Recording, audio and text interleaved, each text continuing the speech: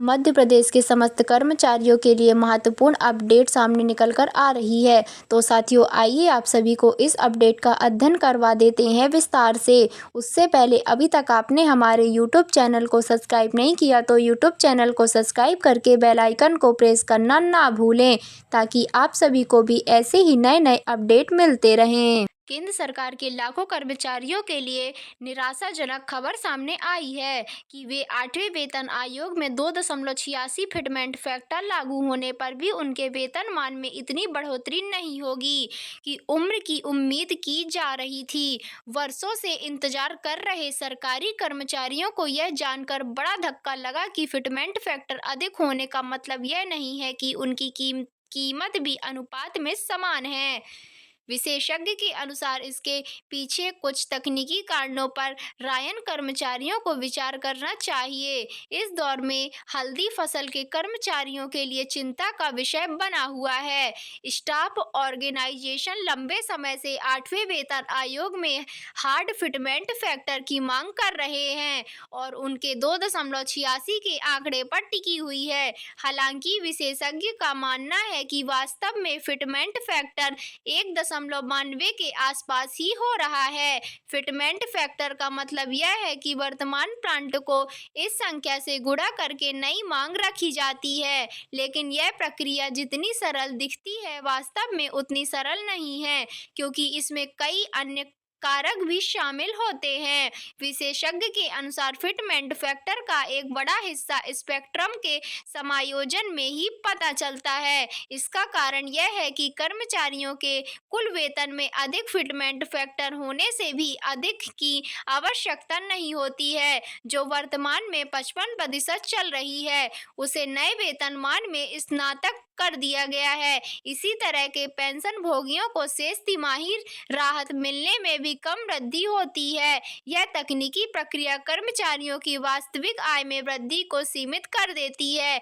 इस बात को ध्यान में रखते हुए पिछले वेतन आयोग के अनुभव को देखना आवश्यक है। छठे वेतन आयोग में फिटमेंट फैक्टर केवल 1.86 था, जिसे कम माना जा रहा था, लेकिन असल में वेतनमान में 54% तक की बढ़ोतरी हुई थी। इसके विपरीत 2016 में लागू 7वें वेतन आयोग में फिटमेंट फैक्टर 2.57 था, लेकिन वेतनमान में केवल 14% के आसपास ही वृद्धि हुई। इसका मुख्य कारण यह था कि 7वें वेतन आयोग में फिटमेंट फैक्टर का बड़ा हिस्सा कंपनी और रिलीफ में समायोजन में चला गया था।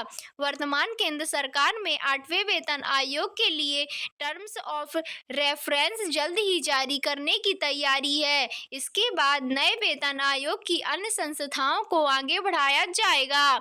7वां वेतन आयोग अब 10वें साल में लागू हो रहा है और 31 दिसंबर 2025 को इसका समय पूरा हो जाएगा। सरकार की परंपरा के अनुसार हर 10 साल बाद नया वेतन आयोग लागू होता है। अब संभावना है कि 8वां वेतन आयोग 1 जनवरी 2026 से प्रभावी हो सकता है। हालांकि इस पर अंतिम निर्णय सरकार ने ही लिया है।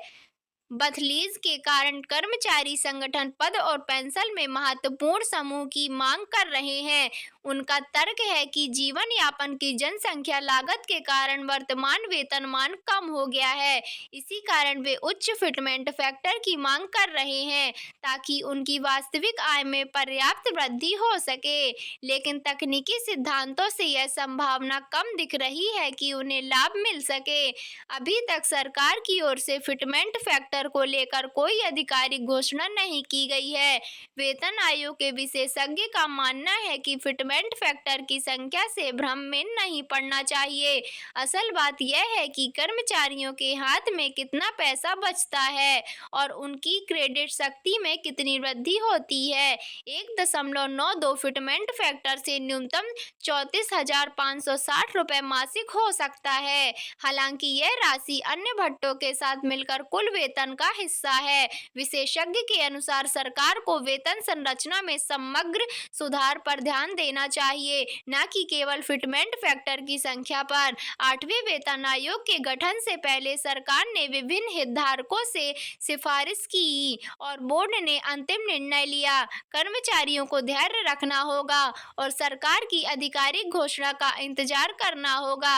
हालांकि फिटमेंट फैक्टर से जुड़ी तकनीकी बातों को भी अपलोड करना जरूरी है ताकि जरूरी सामान ना बनाया जा सके। सरकार ने निश्चित रूप से कर्मचारियों के हितों का ध्यान रखते हुए निर्णय लिया है, लेकिन वित्तीय अनुशासन भी बनाए रखना जाएगा। अगर वीडियो पसंद आई हो तो चैनल को लाइक, सब्सक्राइब एंड शेयर जरूर करें। मिलते हैं नई अपडेट के साथ। Thanks for watching.